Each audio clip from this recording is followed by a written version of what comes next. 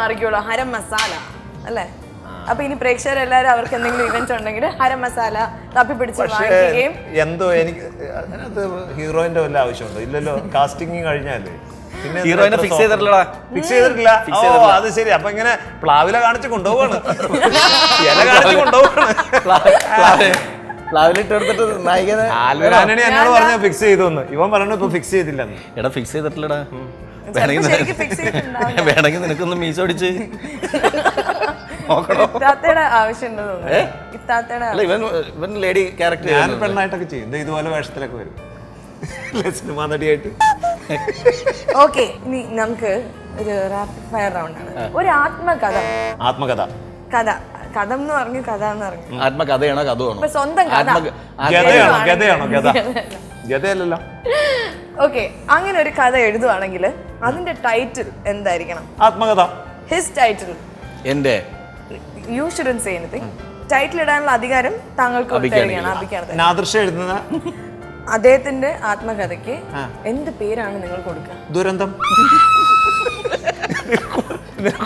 കാരണം പ്രേക്ഷകർക്ക് ഇതിനെ കൊണ്ട് വലിയ ദുരന്തം ഉണ്ടാവാനില്ലല്ലോ. ഇത് വായിക്കുന്നവർക്ക്, വായനക്കാരന് ഒരു ഭയങ്കര ദുരന്തമായിരിക്കില്ലേ? ഇവന്റെയൊക്കെ ആത്മകഥ വായിച്ചു കഴിഞ്ഞിട്ടുണ്ടെങ്കിൽ പിന്നെ ലോകം ഇല്ലാണ്ടായി പോകും. കാരണം ഇവ സത്യസന്ധമായിട്ട് എഴുതിയാൽ എഴുതി കഴിഞ്ഞാൽ പിന്നെ പ്രശ്നം.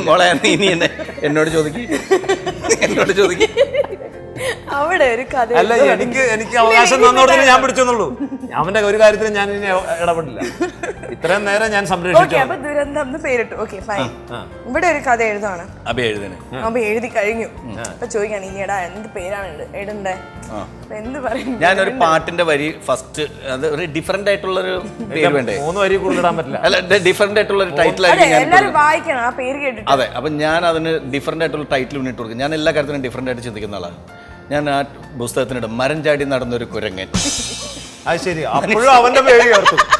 അപ്പോഴും അതിനകത്ത് അവന്റെ പേര് ചേർത്തു. എനിക്കിതാണ് ആദർശയുടെ കാര്യം. എല്ലാത്തിലും അവനെ ബാക്കി ഇങ്ങനെ പേഴ്സണലി എനിക്ക് പറയട്ടെ, ആ ദുരന്തം എനിക്ക് അതാണ് ഇഷ്ടപ്പെട്ടത്. എന്താന്നറിയില്ല, എനിക്ക് ആ പേരിനോട് ഭയങ്കര ഒരു ആകർഷകം ആണല്ലേ. ഇനി താമസിയാതെ എന്നോട് തോന്നും നായിക ഫിക്സ് ചെയ്തടാ. അത് കുഴപ്പമില്ല. ഞാൻ സത്യസന്ധമായി പറയണം, നല്ല ഒരു സ്പോണ്ടേനിയസ് ആയിട്ട്. ബിക്കോസ് മരം ചാടി നടക്കുന്ന കുരങ്ങൻ, അത് ബാക്കി എല്ലാവർക്കും അറിയാവില്ല. മരം ചാടി നടന്ന നിനക്കൊഴികെ. അത് ഏത് പാട്ടാണോ? മനുഷ്യന്റെ കുപ്പായ അണിഞ്ഞു എന്നാണ് ബാക്കി. കാരണം മനസ്സിലായില്ലേ? മനുഷ്യന്റെ കുപ്പായ അണിഞ്ഞു. അപ്പൊ രണ്ടുപേരുടെ ബുക്ക് നമ്മൾ രചിച്ചു കഴിഞ്ഞു. ഒരു ദുരന്തവും ഒരു മഞ്ഞാടി നടക്കുന്ന ഒരു കുരങ്ങനും. അല്ലെങ്കിൽ ബുക്ക് വേണ്ട, വേണ്ടെങ്കിൽ വേണ്ട, നമുക്കൊരു മാട്രിമോണിയൽ ആയാലോ? നിങ്ങൾ രണ്ടുപേരും അങ്ങോട്ടും ഇങ്ങോട്ടും മാട്രിമോണി. ഇതെങ്കിലും കുറച്ച് സ്നേഹത്തോടെ എഴുതുക. ഓക്കെ, ഇപ്പം നാദിർഷ ആൻഡ് യു, നിങ്ങളുടെ രണ്ടുപേരെയും മാട്രിമോണിയൽ അങ്ങോട്ടും ഇങ്ങോട്ടും എഴുതി കൊടുക്കുമ്പോൾ എങ്ങനെയായിരിക്കും നിങ്ങൾ വിവരിക്കാം? അവൻ പറയണത് നോക്കട്ടെ, എന്നിട്ട് ഞാൻ പറയാം. അബീക ഒരു മാട്രിമോണിയൽ എഴുതി കൊടുക്കാണ്. ഇവന് വേണ്ടിട്ട് എഴുതി കൊടുക്കാണ്. നിങ്ങളാണ് എഴുതുന്നത്. അപ്പൊ എന്തായിരിക്കും എഴുതുക? ഞാൻ അതിനകത്ത് താല്പര്യമില്ല. ആ ചോദ്യം ഞാൻ വിട്ടു. കാരണം എന്താ വെച്ചാൽ വേറെ ഒന്നല്ല, ഫോട്ടോ. കാരണം അതല്ല, അവന്റെ കല്യാണം കഴിഞ്ഞതാണ്, 2 കുട്ടികളുണ്ട്. ആ കുട്ടികളെ കെട്ടിക്കാറായി. ഇനിയിപ്പോ കഴിയുമ്പോ നമ്മൾ ഇതൊക്കെ എഴുതി, കാരണം അതിനിടയില് ആ കുട്ടികളെ കെട്ടിക്കാറായി. സൈക്കിൾ ഗ്യാപ്പിൽ ലോറി അല്ല മോളെ പേളി, നീ ഉദ്ദേശിക്കുന്ന പോലെ അല്ല. കാരണം അവൻ എന്നെ നന്നാക്കി അങ്ങോട്ട് കൊണ്ടുവന്നിട്ട് അതിനിടയിൽ അല്ല, അതുകൊണ്ടല്ല. കല്യാണം എന്ന് പറയുന്നത് ഉണ്ടല്ലോ, എന്ന് പറഞ്ഞ വെറും ബുൽബുദമാണ്. ബുൽബുദം എന്ന് പറഞ്ഞ മനസ്സിലായില്ല? ഒരു അത്ഭുതം പോലെ. കൊളമ എന്ന് പറഞ്ഞ അറിയില്ലേ? ബബിൾസ്. ഓ, ബബിൾസ്. അപ്പൊ ഈ വിവാഹം എന്ന് പറയുന്ന ഒരു ബബിൾസ് ആണ്, ഒരു പളുങ്ക് പാത്രമാണ്. അത് നമ്മള് അത് നിലത്തോട്ട് ഇട്ട് കഴിഞ്ഞാൽ പൊട്ടിത്തകർന്നു. ചിലപ്പോ അത് ഇവിടെ ഇരുന്ന് തന്നെ പൊട്ടും. പൊട്ടിക്കല്ലേ? ഒരു ഫോൺ കോളിലൂടെ പൊട്ടിക്കുമെന്നാണ് പറഞ്ഞതിന്റെ അർത്ഥം. അങ്ങനെയല്ല. അപ്പൊ ഈ വിവാഹ സംബന്ധമായ ഇതൊരു വെറൊരു എന്താ പറയാ, കൊള്ളാവുന്ന ഒരാള് എങ്ങനെ, ഫോർ എക്സാമ്പിൾ വെറും ഒരു കവർത്തി സ്വദേശിയുടെ ജൽപ്പനമാണ്. അങ്ങനെയല്ല ഉദ്ദേശിക്കുന്നത്? കവർത്തി സ്വദേശി. ഞാനൊന്നും മനസ്സിലായില്ലടാ. കവർത്തിക്കാരിയായ പെൺകുട്ടിയുടെ ജൽപ്പനമാണെന്ന്. കവരത്തി എന്ന് പറഞ്ഞാൽ ലക്ഷദ്വീപില് ഉള്ള സ്ഥലമാണ് കവരത്തി. നമ്മളിപ്പോ അവിടെ എങ്ങനെ അല്ല, നമുക്ക് അങ്ങനെ പോകാം, അവിടെയൊക്കെ പോയി വരാം. മുടക്കില്ലല്ലേ ആരും ഇവിടെ ഇരിക്കും. ഓക്കെ, അപ്പൊ ഒരു കാര്യം ചെയ്യാം, നമുക്ക് ഈ മെട്രിമോണിയൽ ഈ ക്വസ്റ്റിനെ മാറ്റാം. നിങ്ങളൊരു കുടുംബം പോലെയാണ് അല്ലേ? തീർച്ചയായിട്ടും ഞങ്ങളൊരു കുടുംബം പോലെയായിരുന്നു.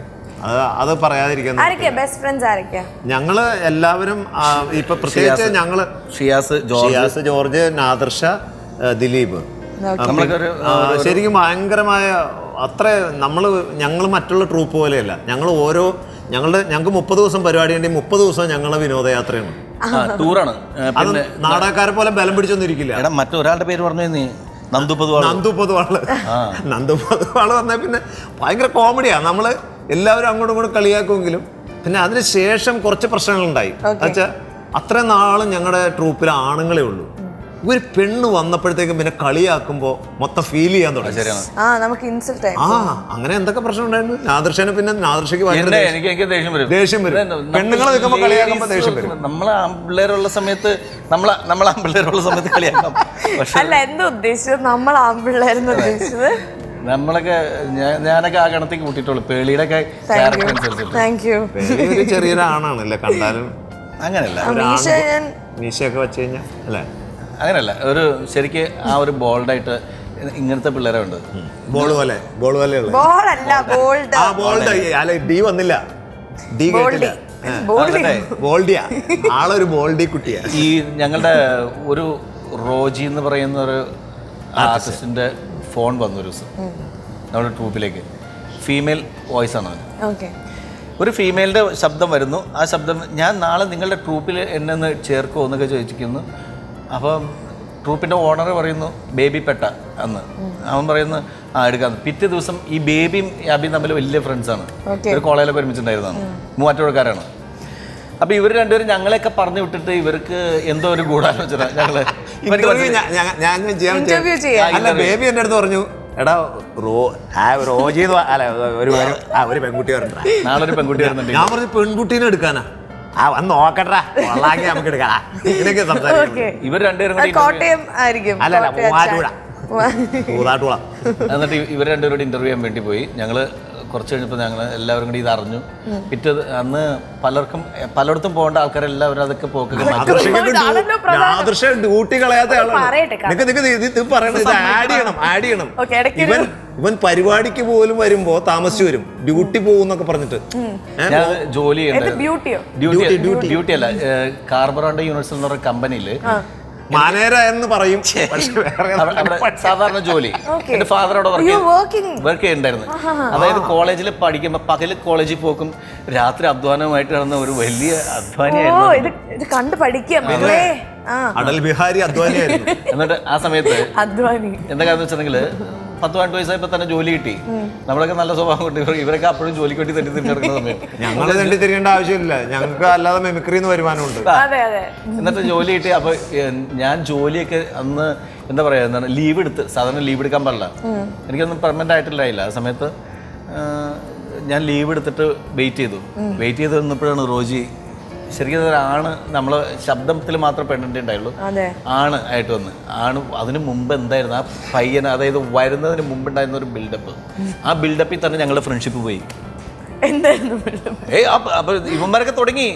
ആ പെൺകുട്ടി വന്നു കഴിഞ്ഞിട്ടുണ്ടെങ്കിൽ നീയൊക്കെ അപ്പൊ എന്റെയൊക്കെ നേരെ കൃത്യമായിട്ട് നിന്റെയൊക്കെ കറക്റ്റ്, നിന്റെയൊക്കെ മറ്റേ ആ സ്വഭാവം ഇവിടെ എടുക്കരുത് ഇനിമേൽ.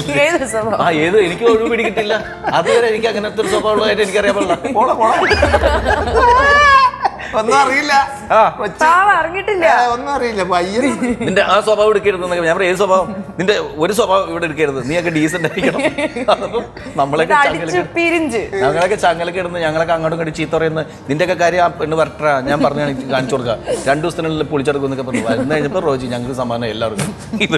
ഇവർ രണ്ടുപേരും പിച്ചൗട്ട് വായിക്കുന്ന റോജി ഒരു 2 മാസത്തേക്ക് പിച്ചൗട്ടായിരുന്നു പുള്ളി. അത് കഴിഞ്ഞ് ശരിയാക്കി എടുത്തൂല്ലേ? ഇല്ല, പക്ഷെ നല്ല ഒരു ടോണുണ്ട്, നല്ല ടോൺ.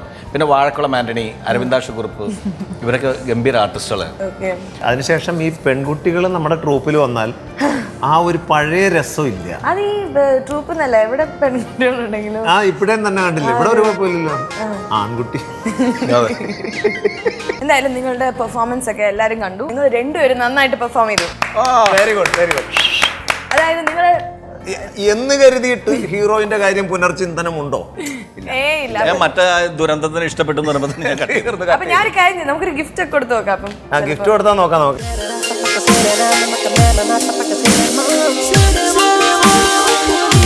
ആ താങ്ക് യു.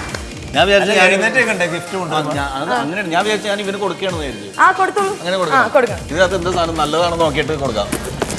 ഇതിനാണ് വെയിറ്റ് കൂടുതൽ. ഏതിന് നോക്കട്ടെ, ഞാൻ തരാം. ഏതാന്ന് വെച്ചിട്ടുണ്ടെങ്കിൽ ഞാൻ തരാം നിനക്ക്. ആ ഇത് മതി. എനിക്ക് തോന്നുന്നു ഇതായിരിക്കും നല്ല. ഇത് നിനക്ക് ഞാൻ തന്നിരിക്കുന്നു. ഭാഗ്യത്തിന് പൊട്ടിച്ചു നോക്കിയിട്ട് തന്നില്ലല്ലോ. ഇവനെ പെണ്ണ് കാണാൻ വിട്ടു കഴിഞ്ഞാലേ ഉള്ള അവസ്ഥ ഞാൻ ആലോചിക്കാം. അഭിയേട്ടാ ഇത് അങ്ങോട്ട് കൊടുക്കണം, അത് താഴെ വെക്കുക. അത് കിട്ടിയത് ഇതെനിക്ക് കിട്ടിയല്ലോ. ഇനി ഇത് മോനെ കൊടുക്കാം. ഇനി ഇങ്ങോട്ട് കൊടുത്തു. Okay Yay! Thank you. അപ്പൊ രണ്ടുപേരും നന്നായിട്ട് പെർഫോം ചെയ്ത് എനിക്ക് ഭയങ്കര ഇഷ്ടമാണ് മക്കളെ. മക്കളെ നിനക്ക് ഞാൻ എന്തെങ്കിലും തരണല്ലോ. Thank you. ഇനി ഞാൻ കൊണ്ടുപോകും കേട്ടോ.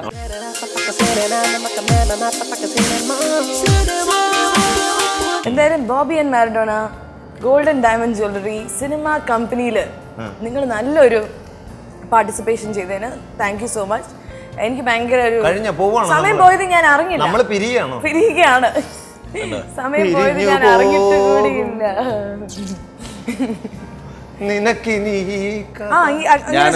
പാട്ട് പാടി തന്നെ നമുക്കിത്.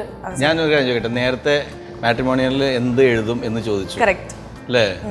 പക്ഷെ വേറെ കാര്യം, ഞാൻ ഇവനെ ഒരു കൊച്ചു അവിടെ ഇരുന്നിട്ട് അതിൻ്റെ അടുത്ത് ഒരു കളർ സാധനം കൊണ്ട് വെച്ചിട്ട് ആ കളർ നോക്കണമെന്ന് പറഞ്ഞിട്ട് ആ കുട്ടിയെ നോക്കുന്നു.